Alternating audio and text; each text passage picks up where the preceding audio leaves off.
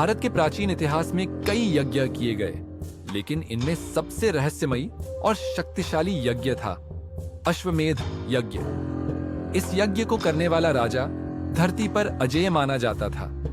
लेकिन क्या होगा जब यह यज्ञ एक रहस्य में बदल जाए?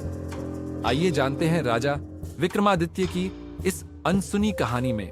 यह कहानी शुरू होती है उज्जैनी के महान सम्राट राजा विक्रमादित्य से, जो अपने राज्य की समृद्धि और शक्ति को बढ़ाने के लिए अश्वमेध यज्ञ करने का निश्चय करते हैं। उनके दरबार में विद्वान अर्षियों और मंत्रियों की सभा होती है। राजा विक्रमादित्य: हमारा राज्य समृद्ध है, लेकिन हमें अपने साम्राज्य की सीमाओं का विस्तार करना होगा। इसलिए हम अश्वमेध यज्ञ का आयोजन करेंगे। यह यज्ञ हमारी शक्ति को सिद्ध करेगा। यज्ञ शुरू हुआ।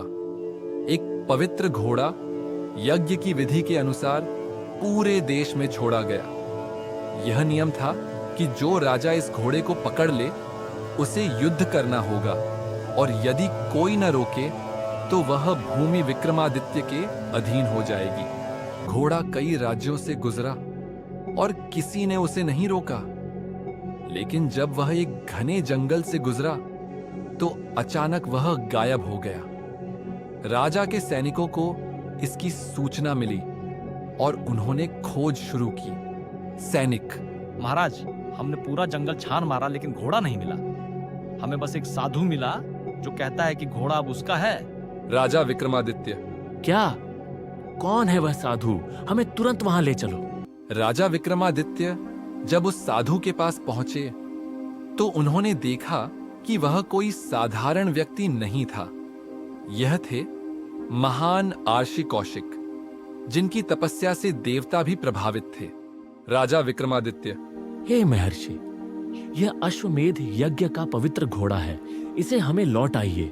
योगी कौशिक: राजन, यह घोड़ा अब साधारण नहीं रहा। इसे देवताओं ने मेरे पास भेजा है। तुम्हें इसे लौटाने से पहले मेरी एक परीक्षा पास करनी होगी।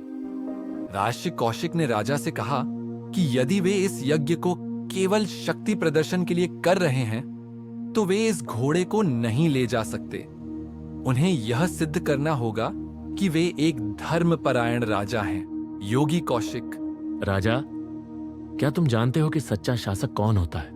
राजा विक्रमादित्य: जो अपने राज्य की रक्षा करे और शत्रुओं को परास्त करे। राजा विक्रमादित्य को अपनी भूल का एहसास हुआ। उन्होंने विनम्रता से आर्षि कौशिक के चरणों में सिर झुका लिया और कहा। राजा विक्रमादित्य: महर्षि, आपने मेरी आंखें खोल दी। अब मैं यह यज्ञ केवल विजय के लिए नहीं बल्कि धर्म के प्रचार के लिए करूंगा। योगी कौशिक: अब तुम इस घोड़े को ले जा सकते हो, क्योंकि अब तुम एक सच्चे राजा हो। इस कथा से हमें यह शिक्षा मिलती है कि सच्ची शक्ति सिर्फ तलवार से नहीं बल्कि धर्म, ज्ञान और विनम्रता से आती है। अहंकार राजा को पतन की ओर ले जाता है, जबकि धर्म उसे अमर बना देता है। अगर आपको यह कहानी पसंद आई तो लाइक करें, कमेंट करें और ऐसी ही अद्भुत कहानियां सुनने के लिए हमारे चैनल को सब्सक्राइब करें।